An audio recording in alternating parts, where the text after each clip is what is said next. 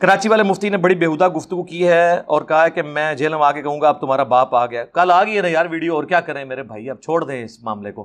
کل video record ہو گئی ہے, ان کی طبیعت صاف ہو گئی ہے. باقی انہوں نے گالی دی ہے, اس کے جواب میں نے گالی نہیں دینی, ہمیں ضرورت نہیں ہے. میرا خیال ہے کہ ان کو 7 اور ننگی گالیاں نکالنی چاہیے تھی. جتنا ان کے فرقے کا نقصان ہوا ہے تو ان کو گالی گلوچ پہ اترنا چاہیے, کیونکہ بخاری مسلم میں حدیث ہے. میں اس کو اعتقادی منافق کے طور پہ نہیں, لیکن عملاً نفاق تو ہے کہ منافق کی 4 نشانیاں ہیں. بات کرے گا جھوٹ بولے گا, امانت رکھی جائے گی خیانت کرے گا, وعدہ خلافی کرے گا جب وعدہ کرے گا, اور جب جھگڑا ہوگا تو گالی گلوچ پہ اتر آئے گا. تو مسلمان یہ کر رہے ہیں, لیکن ہم کسی مسلمان کو منافق نہیں کہتے ہیں, ہم کہتے ہیں یہ عمل منافقانہ ہے, عقیدے میں مسلمان ہے. کیا تمام مفتی اسی مزاج کے ہوتے ہیں؟ سارے مفتی بہت میٹھے ہوتے ہیں جب تک آپ ان کے فرقے کے خلاف بات نہ کریں. مسکراتے چہرے کے ساتھ آپ کو ملیں گے, ان جیسا خوش اخلاقی کوئی نہیں ہوگا. جیسے ہی آپ ان کے فرقے پہ ضرب ڈالیں گے تو یہی اصل چہرہ ہے سب کا. اس لیے آپ کو جب ویڈیوز لیک ہوتی ہیں تو آپ کو پتہ چل جاتا ہے کہ کس لیول کی گفتگو کرتے ہیں. آپ نے مفتی منیب صاحب کو کبھی غصے میں نہیں دیکھا, ویڈیوز میں دیکھیں. غامدی صاحب کے ساتھ ایک ویڈیو میں غصے میں آ گئے اور کسی بات پہ نہیں. غامدی صاحب نے صرف سوال کیا کہ مفتی صاحب آپ حنفی ہیں, آپ بتائیں کہ فقہ حنفی میں گستاخ رسول کی سزا کیا ہے. تو اس کا جواب یہ ہونا چاہیے تھا فقہ حنفی میں گستاخ رسول کی سزا یہ ہے. لیکن اگر وہ یہ جواب دیتے تو فقہ حنفی میں جو سزا ہے وہ تو حنفیوں میں ہے ہی نہیں ہے. حنفی تو کہتے ہیں چوک دیو, امام حنیفہ اس کے قائل نہیں ہے.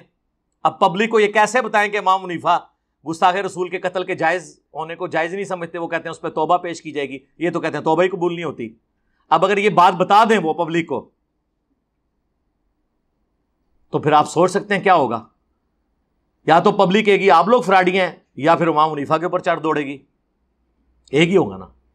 تو انہوں نے پھر وہ غصے میں آ گئے اور وہ اینکر کو کہنے لگے کہ کس جاہل آدمی کو آپ نے میرے ساتھ بٹھا دیا ہے. آگے سے وہ غامدی صاحب ٹھنڈے, وہ کہتے ہیں مفتی صاحب مجھے اپنی جہالت کا اعتراف ہے, میں آپ سے سیکھنے کے لیے بیٹھا ہوں ادھر, آپ بتائیں فقہ حنفی میں گستاخ رسول کی سزا کیا ہے. مفتی صاحب غصے میں, ان کا آپ مجھے پہلے بتاتے اس قسم کے لوگ آپ نے پروگرام میں بلائے تو میں ایسے پروگراموں میں بھی نہ ہوں. تو جب علمی جواب نہ ہو تو گالی گلوچ غصہ یہ ساری چیزیں, یہی کچھ ہم نے کیا ہے. دیوبندیوں کی عوام کا یہ عقیدہ نہیں تھا کہ رسول اللہ کی قبر اللہ کے عرش سے افضل ہے. دیوبندیوں کی عوام کا یہ عقیدہ نہیں تھا کہ ہم بزرگوں کی قبروں اور سینوں سے جائز طریقے سے فیض نچوڑنے کے قائل ہیں. سینے سے تو نچوڑا جائے گا, قبروں سے لیا جائے گا. اور دیوبندیوں کا عقیدہ نہیں تھا کہ ہم رسول اللہ کو دنیاوی طور پہ قبر میں زندہ مانتے ہیں.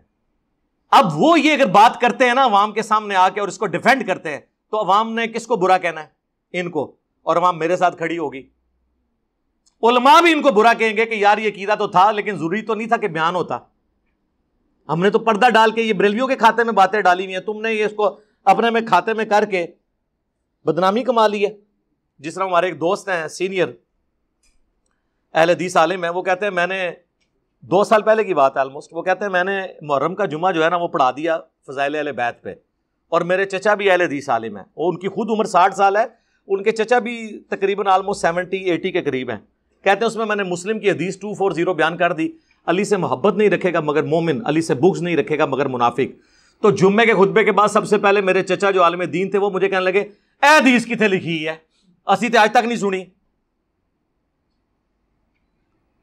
انہوں نے کہا کہ چچا جی یہ تے مسلم ہی حدیث ہے, اور ان کو بھی اس لیے پتا تھی کہ انہوں نے میرا پمفلٹ پڑھا ہوا تھا 5B.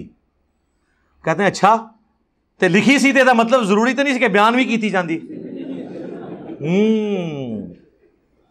تو پیڑ کس کو ہوتی ہے؟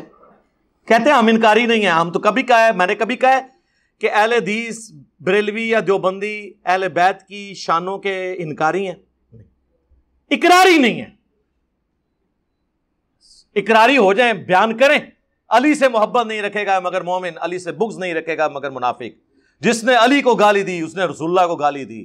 کرو بیان, پھر بھگتو, یہ حدیث سے بیان کرو نا.